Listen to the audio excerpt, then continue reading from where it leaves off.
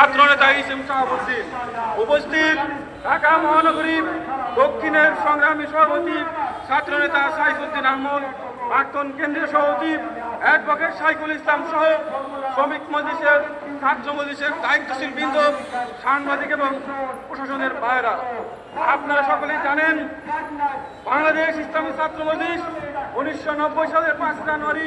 প্রতিষ্ঠাকাল থেকে শুরু করে এই পর্যন্ত দেশের প্রতিটি ক্যাম্পাসে শিক্ষার্থীদের হাত থেকে অস্ত্র, মাদক কেড়ে নিয়ে কলম এবং বই তুলে দিয়ে জ্ঞান অর্জন এবং চরিত্র গঠনের মাধ্যমে এক লক্ষ্যভীরু দিনদার ইমানদার মানুষ গড়ে তোলার কাজ চালিয়ে যাচ্ছে। ধারাবাহিক সংগ্রাম,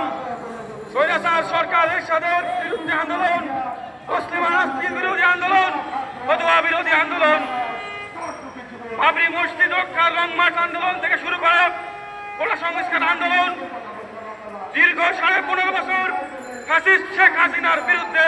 ধারাবাহিক আন্দোলন, সর্বশেষ ছাত্র জনতার গণ অভ্যুত্থানে সামনে থেকে নেতৃত্ব দান